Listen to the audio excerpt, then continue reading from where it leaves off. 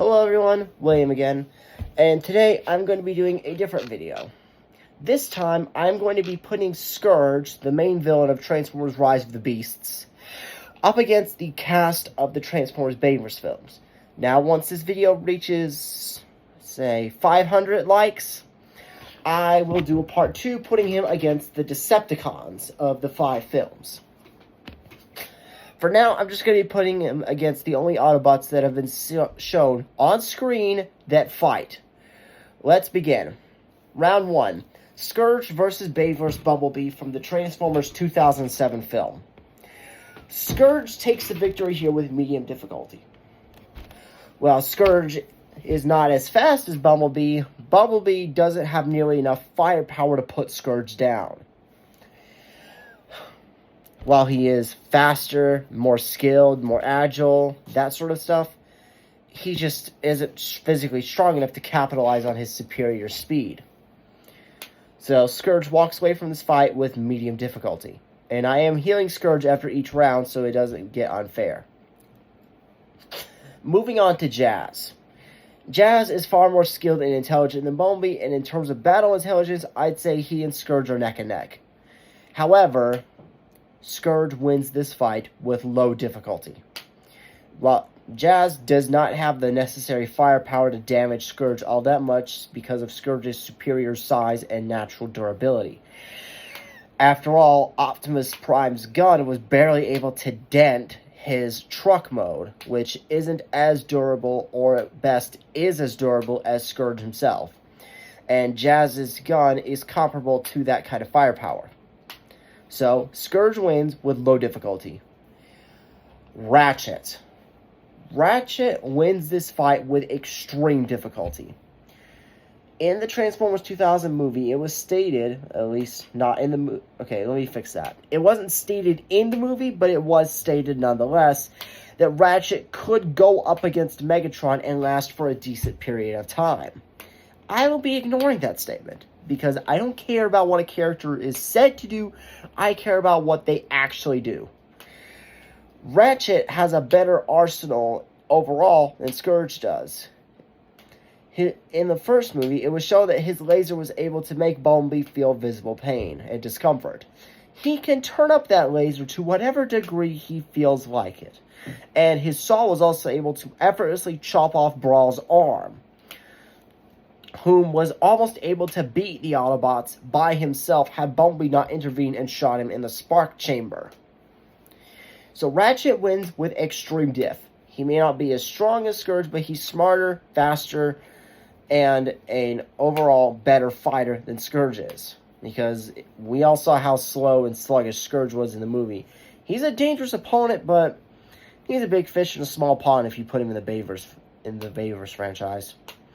Now, Ironhide. This is where he would stop, because Ironhide tears the living spark out of Scourge.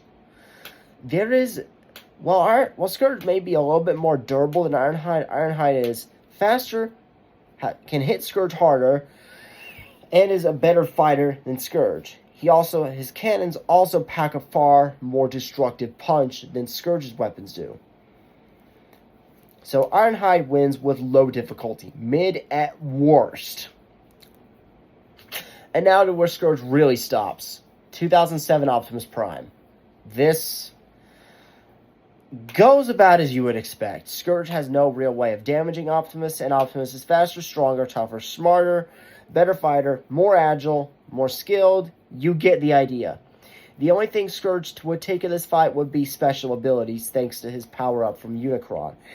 But that doesn't really mean much in the Bayverse film, since everyone's either bigger than you, faster than you, more skilled than you, or all of the above. Now on to the second movie. But before I continue, I'm only putting Scourge up against people that have actually fought on screen.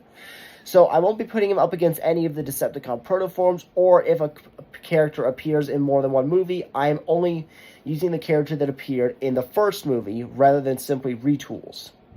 For example, I know Bone Crusher was in the Revenge of the Fallen movie, but I will not be using that Bone Crusher. Only the one for the first movie, because that one actually has decent feats. The second one does not. So, to the second movie, Revenge of the Fallen.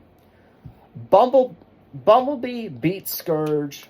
Actually, no. I would either Bumblebee beats Scourge with... It's a high diff fight either way.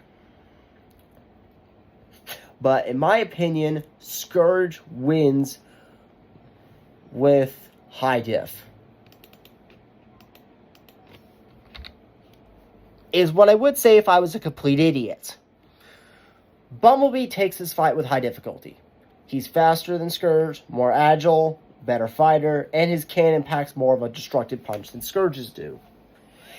While Scourge is physically stronger, tougher, and smarter than Bumblebee in both regular intelligence and battle intelligence, Bee's just a superior fighter overall, has a more destructive cannon, faster, more agile. You get the idea. Point-wise, this is a tie, but B wins with high difficulty. Mid at best, but generally speaking, I'm keeping this at high diff for Bumblebee. Now, for Ratchet and Ironhide, the difficulty remains the same, but this time I'm adding in Sideswipe to the mix, since we actually saw him fight a bit. His best feat on screen was killing sideways in a single blow with his swords, which shows just how sharp they are. With a single flick, he was able to stick one of his swords into sideways, pause, and with that, he was able to cut sideways in half, rendering the Decepticon spy half the body used to be. Pun very much intended. Now, Jetfire. This is a stomp. Jetfire is... He may not be as agile as he used to be, but he's definitely a fair bit more agile as Scourge, if not as agile as Scourge is. But... Scourge. So as I was saying, yes, Jetfire wins with no difficulty. Low at worst. Jetfire is bigger than Scourge, faster than Scourge in vehicle mode, more experienced than Scourge. At worst, his durability is equal to Scourge, if not worse than Scourge's, and he simply has a better arsenal. Also, he can literally pick up Scourge and just chop him in half with his axe, and it's GG's from there. Optimus, again, beats Scourge with negative difficulty. I'm not going over Jetfire Optimus because that would just be preposterously unfair. Dark of the Moon.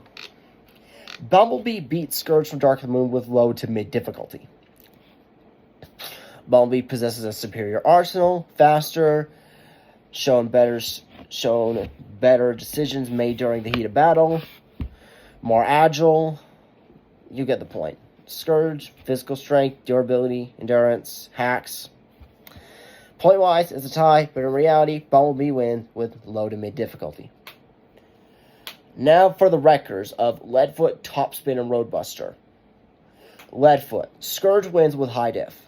While Leadfoot has a better arsenal than Scourge, he's not as big, which means Scourge takes strength, durability, endurance, and intellect, while Leadfoot takes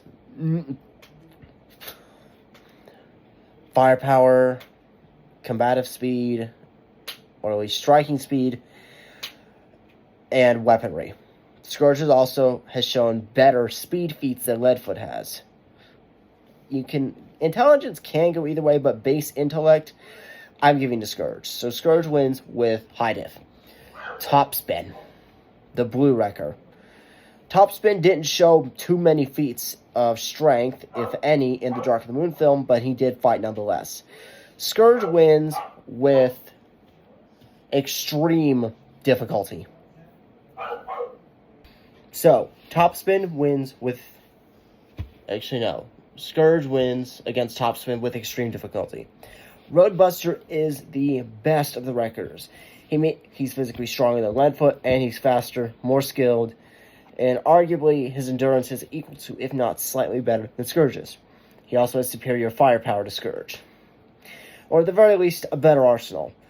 Roadbuster wins with low to mid difficulty against Scourge. Ratchet and Ironhide difficulty stay the same. And you know how Optimus is going to win. It's negative diff. Now for the Autobots from Age of Extinction.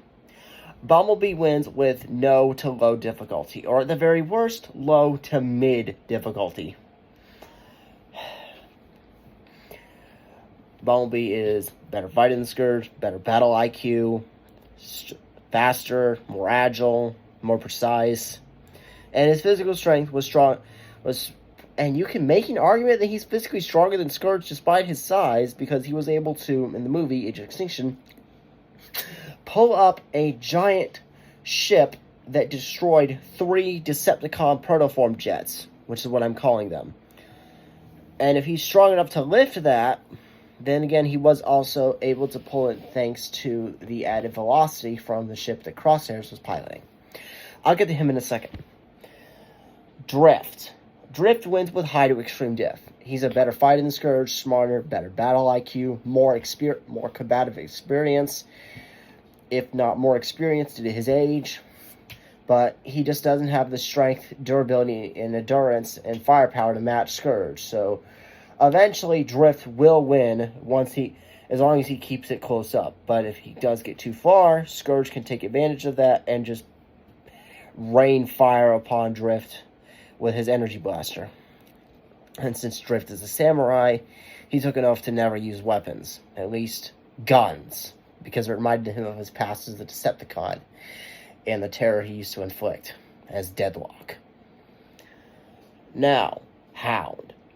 This is a slaughter. Hound is bigger, smarter, at least in battle intelligence, tougher, more agile, better weaponry, more durable, if not as durable as Scourge.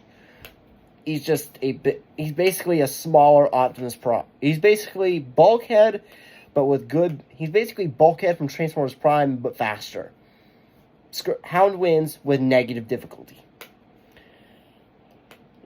Crosshairs. Crosshairs is an Autobot sharpshooter, and in terms of physical strength, he is not packing that much.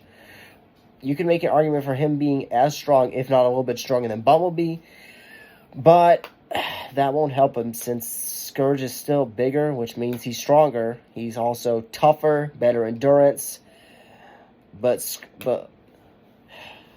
Crosshairs is smarter, faster, better battle intelligence, better weaponry, more skilled. Scourge wins with insane difficulty, while Crosshair's weaponry will prove challenging. Scourge will ultimately win due to him being stronger and tougher, since Crosshairs won't be able to damage Scourge all that much, even with his superior firepower. Grimlock. I don't need to explain this. Grimlock stomps literally, because Grimlock's like 40-something feet, I think. And Scourge is like 22 feet at max. So yeah, Grimlock's bigger, faster, tougher, better weaponry, better offense, better defense. Scourge has durability, endurance, intelligence, battle intelligence, hacks.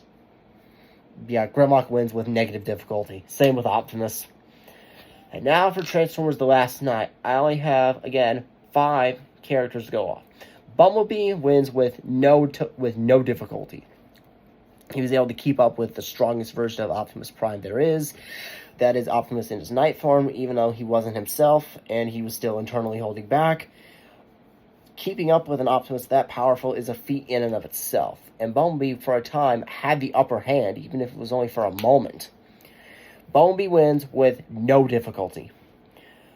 And for Drift, Hound, Crosshairs, Grimlock, the difficulties stay the same. Optimus still wins with negative difficulty.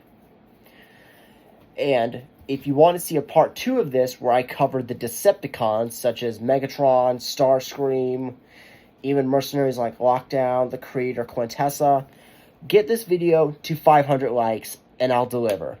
Until then, this is William signing off.